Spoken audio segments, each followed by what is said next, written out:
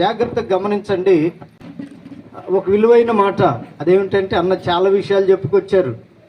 కిరీటం అనేది బరువైనదైనా బరువు తక్కువదైనా అది ఆ తల్లి పెట్టిందని చెప్పి చాలా స్పష్టంగా అన్న కొన్ని విషయాలు చెప్తూ వచ్చారు. నిజమే, పిల్లలకు పెట్టవలసిన వాటిని పెడితే అది వారికి ఆరోగ్యంగా ఉంటుంది. నమ్మిన వాళ్ళు అల్లు చెప్పండి. మీరందరూ తల్లులే, పిల్లలకన్నీ తల్లులే, మీరందరూ తండ్రులే. దేవుని ప్రేమ నిజముగా నీ కుమారుని మీద లేక నీ కుమార్తె మీద ఉంటే వాళ్ళకు పెట్టే ఆహారమే శ్రేష్టమైనదిగా పెడితే వారు మంచి ఆరోగ్యవంతులుగాను బలవంతులుగాను ఉంటారు. ఆమేన్ చెప్పండి. ఆమేన్. అట్లా కాకుండా ఈ రోజుల్లో తినేది పెట్టే దానికంటే కూడా తినకూడనివి పెట్టేది ఎక్కువైపోయింది. అవునంటారా కాదంటారా? పిల్లలు ఏదో చూసి కురుకురే అన్నారనుకోండి, వెంటనే అమ్మా నాన్న ఏం చేస్తున్నారు, వాడు ఏడుస్తున్నాడు లేరా, కింద పడి దొల్లాడుతున్నాడు లేరా, అది లేరా ఇది లేరా పెట్టండి అని పెద్దోళ్ళు అన్న వెంటనే వీళ్ళు కొని ఖచ్చితంగా పెడుతున్నారు. అయితే మీకు తెలియకుండానే మీ పిల్లలను పాడు చేసే ఆహారం అది. దానిని పరీక్షించగా తేలినటువంటి ఫలితార్థం ఏమిటంటే, ఆ కురుకురే కానీ ఉండే చూడండి, కొన్ని ఉన్నాయి తినకూడనివి, వాటిని పెట్టడం వల్లట చిన్నప్పటి నుండే ఈ పిల్లల పొట్టలో మీరు పెడుతున్నటువంటి వాటి వలన ప్లాస్టిక్ అనేది ఒక దగ్గర పేరుకుపోతుందట. కావాలంటే చూడండి, నేటి దినాల్లో పిల్లలు, ప్రియమైన వార్లరా, పిల్లలు కొంచెం వయసు వచ్చిన వెంటనే అంటున్నటువంటి మాట ఏమిటంటే కడుపులో నొప్పి. వింటున్నారా? ఏ నొప్పి? కడుపులో నొప్పి. ఎందుకు వచ్చిందో, వీళ్ళు పెట్టిన దాని వల్ల వచ్చిందనేది వీళ్ళకి పూర్తిగా అర్థం కాదు. ఏమిటి సంగతి అంటే, ఏడుస్తున్నాడు కదా అని నీవు పెడుతున్న ఆహారం వలన చాలా ప్రమాదము నీ పిల్లలకు నీవే ఏర్పాటు చేస్తూ ఉన్నావు. హల్లెలూయా కూడా చెప్పట్లా ఒక్కళ్ళు కూడా గట్టిగా. ఎందుకంటే మీరే ఏర్పాటు చేస్తున్నారు వాళ్ళకి. అందుకని వాళ్ళకి పెట్టవలసింది ఆహారము. చెప్పండి, ఏం పెట్టాలి? ఆహారం. తినేది పెట్టాలి, కానీ తినకూడదు పెట్టడం వలన వాళ్ళను ప్రమాదంలోనికి తల్లిదండ్రులారా మీరే నెడుతున్నారని చెప్పి దేవుని సేవకునిగా ఖచ్చితంగా ఈ విషయాలు తెలియపరుస్తున్నాను. ఆమేన్. ఓ రోజున ప్రవక్త అయినటువంటి యేస్కేల్ గారితో దేవుడు చెప్తున్నాడు, ఇశ్రాయేలు ప్రజలు కూడా, చప్పట్లు కొట్టండి ఒకసారి, ఇశ్రాయేలు ప్రజలు కూడా, ఇర్మియా గారితో దేవుడు చెప్తున్నాడు, ఇశ్రాయేలు ప్రజలు కూడా తినకూడదు తింటున్నారు.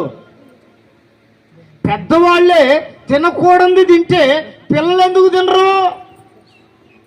ఆమె అంతే కదా. పెద్దోడు పాన్ పరాకు నవ్వులుతున్నాడు అనుకోండి వాళ్ళ నాన్న, మందు దాగొచ్చి ఇంట్లో గోల్ చేస్తున్నాడు అనుకోండి వాళ్ళ నాన్న. పిల్లవాడు చిన్నప్పుడు దేన్ని చూస్తాడో పెద్ద అయిన తరువాత అదే నేర్చుకున్నట్లుగా ఇశ్రాయేలీలు కూడా తినకూడదు తింటున్నటువంటి సమయంలో ఆహారానికి మంచిది కాదు, విగ్రహారాధన దైవ సంబంధమైనది కాదు, తినకూడనివి చేయకూడనివి చేస్తున్నటువంటి సమయంలో దేవుడైన యెహోవా తన ప్రవక్తలకు ఓ విలువైన మాట చెప్పాడు. చప్పట్లు కొట్టని చెప్తున్నది ఏమిటి? ఆయన చెప్పిందంటే, ఇదిగో ఈ గ్రంథాన్ని, అక్కడ దేవుని వాక్యం ఉంది, ఆ గ్రంథాన్ని ఇచ్చి అన్నాడు, దీనిని నీవు నమిలి మింగేయాలి. ఇప్పుడు గట్టిగా కొట్టండి. ఎందుకు ప్రభువా అంటే, నా ప్రజలైన ఇశ్రాయేలీలు దేవుని వాక్యాన్ని తినట్లేదు, దేవుని వాక్యాన్ని వినట్లేదు, దేవుని వాక్య ప్రకారం నడిపించబడట్లేదు. వాళ్ళ తిండి వేరు, వాళ్ళ లెక్కలు వేరు. ఆదివారం వస్తే చాలు దేవుని సన్నిధిని కూడా ఎగ్గొట్టి తిండి మీదే పడుతున్నారు. ఇంకొక మాట పౌలు గారు అంటారు కదా, వారి కడుపే వారికి దేవుడు అంట. తినటానికే దేవుడు మనల్ని పుట్టించాడు. చప్పట్లు కొట్టండి గట్టిగా, చేతులే తల్లి చెప్పండి గట్టిగా హల్లెలూయా. తినటానికే మనల్ని పుట్టించక మునిపే అన్ని సిద్ధపరిచాడు మన దేవుడు. అయితే దేవుని బిడ్డలారా, తినకూడనివి కూడా ఉన్నాయని చెప్పాడు ఏదైనాలోనే. మంచి చెడ్డల తెలివినిచ్చేదాన్ని మీరు తినకూడదు, అవి తినుదినమున నిశ్చయముగా మీరు చచ్చెదరు. ఎంత స్పష్టంగా దేవుడు చెప్తే వీళ్ళేం చేశారంటే పొరపాటునో గ్రహపాటునో అనుకోకుండా మొత్తానికి దేవుడు తినొద్దన్న దాన్ని తినేశారు. వెంటనే అక్కడ రాయబడిన మాట ఏమిటంటే వారి కన్నులు తెరవబడ్డాయట. మంచి చెడ్డలు జరిగిన వారై దేవునికి దూరం అవటమే మంచి చెడ్డ అనుకున్నారంట. వాళ్ళు దేవునికి దూరం అయిపోయారు. తినకూడనిది తింటే జరిగే ప్రమాదం ఏమిటంటే మొదట దేవునికి దూరం అవుతాము. హల్లెలూయా. ఎవరికి దూరం అవుతాం తల్లి? దేవునికి దూరం అవుతాం. దేవునికి దూరం అయ్యి బ్రతకగలిగిన నరుడు ఎవడైనా ఉన్నాడా? ఎవడి వల్ల కాదు. అందుకే చూడండి, దేవునికి దూరమైన కుటుంబమైనా దేవునికి దూరమైన వ్యక్తి అయినా కానీ ఎన్ని కష్టాలు వస్తున్నా వారు డబ్బు మీదనో బంగారం మీదనో వారికి కలిగిన ఘనత మీదనో పదవిని అడ్డం పెట్టుకొనో బాగుపడాలని ప్రయత్నం చేస్తారు. కానీ చివరికి దేవుని యొద్దకు వచ్చిన వాళ్ళే బ్రతుకుతున్నట్లుగా మనము చరిత్రలో కళ్ళ ముందు చూస్తూ ఉన్నాం. దేవునికి మహిమ కలుగునుగాక. మన యొక్క ఆత్మ సంబంధమైన జీవితంలో కూడా మనం నేర్చుకోవలసింది ఏంటంటే తినవలసిన దాన్నే తినాలి. ఆమెన్ చెప్పండి గట్టిగా. దేన్ని తినాలి? తినవలసిన దాన్నే తినాలి. చూడవలసిన వాటినే చూడాలి. వెళ్ళవలసిన దగ్గరకే వెళ్ళాలి. దీనిని గనక ఓ క్రైస్తవ వ్యక్తి దేవుని బిడ్డ గుర్తుంచుకోగలిగితే, ఇశ్రాయేలీలు అంత శ్రమనైనా అనుభవిస్తున్నారు కానీ తినొద్దంటే వాళ్ళకి అసలు నచ్చట్లేదు. స్తోత్రం కలుగునుగాక. దేవుని మీద సనగటానికి కారణం ఏంటంటే ఈ తినకూడనివే, ఐగుప్తులో తిన్నవే. ఐగుప్తుని విడిచిపెట్టినా వాటిని విడిచిపెట్టడానికి వాళ్ళకు మనసు కలగల. దేవుడు కొత్త ఆహారాన్ని వాళ్ళకు పరిచయం చేశాడు. చప్పట్లు కొట్టండి గట్టిగా. ఏమిటి ఆహారం అంటే దేవదూతలు తినే మన్నా. ఆమెన్ చెప్పండి గట్టిగా. పూరేళ్లను దేవుడు రప్పించాడు. బండలో నుండి నీళ్లు రప్పించాడు. తినవలసినవి త్రాగవలసినవి దేవునికి తెలుసు కనుక ఆయన చెప్పినవి కాకుండా ఐగుప్తులో తిన్న వాటిని వీరు జ్ఞాపకం చేసుకొని దేవుని మీద సనుగుతూ ఉంటే ఆకాశం నుండే దేవుడు ఆహారాన్ని పంపించాడండి. అంత ప్రేమ కలిగిన వాడు మనం ఆరాధిస్తున్న దేవుడు. ఆమేన్. ప్రియమైన దేవుని బిడ్డలారా, క్రైస్తవులమని పిలువబడుతున్న దేవుని బిడ్డలారా, ఒకసారి ఆలోచించండి.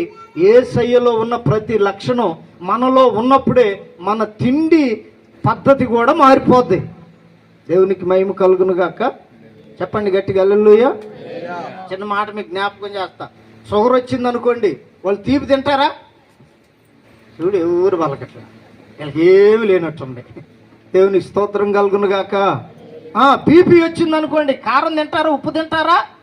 ఎందుకని? వచ్చినప్పుడు తెలిసిద్ది. అయితే దేవుని మాట ఏం చెప్తుందంటే రాక మునిపే, నీవు చెడక మునిపే, నీవు పడక మునిపే తినకూడని వాటిని మానేస్తే, ఆమేన్, తినే వాటిని దేవుడు పరమందు నుండి నీ ఇంటిలోనికి నీ యొద్దకు పంపుతాడు. కొట్టుగట్టిగా చప్పట్లు. ఇది దేవుని యొక్క ఆలోచన. మరి నీ ఆలోచన ఎట్టుందో అది నీ ఇష్టం. తాగకూడని వద్దంటే పొరపాటును ఊరుకోట్ల ఈ రోజున పురుషులు. కావాలంటే చూడండి, ఇక్కడ అందరూ స్త్రీలే ఉన్నారు, పురుషులు ఎక్కడో ఉన్నట్టున్నారు. ఎందుకంటే బ్రాండ్లు కూడా మారిపోబోతున్నాయి అంట. పుష్టి కలిగిన మందు రాబోతుందంట. ముందుగానే ప్రణాళికలో అన్ని జరగబోతున్నాయి. ఒక ఆయనైతే యమాశంకలు కొడుతున్నాడు టీవీలో. అదే అడుగుతారు కదా, ఏంది నీ సంతోషానికి కారణం అంటే, ఎంతకు మునుపు మందు తాగితే పిచ్చెక్కేది, ఇప్పుడు మంచిది వస్తుంది. అసలు అది హానికరమైందని వాడే తయారు చేసినోడే దాని మీద రాస్తే హల్లెలూయా వీడికంటే మంచిదట. తినకూడనివి తినొద్దంటే, తాగకూడనివి తాగొద్దంటే మనిషి యొక్క ఆలోచన ఎట్లా ఉందంటే ఏదో మంచిది ఉందని తినటం వలన ఆదాము అవ్వలు దేవునికి దూరమైనట్లుగా నీ మనసు కూడా నీవు తినే కొలది, త్రాగే కొలది దేవునికి నిన్ను దూరం చేస్తుంది. దేవునికి దూరమైన ఏ నరుడు కూడా భూమి మీద సుఖముగా సౌఖ్యముగా బ్రతకడు కూడా.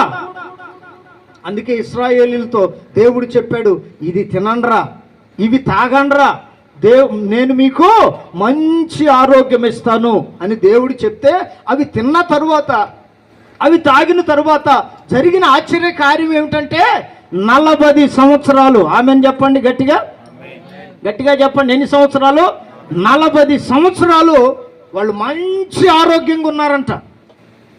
వాళ్ళ వస్త్రము పాతగెళ్ళలేదు, చెప్పులు వారు తెగలేదు.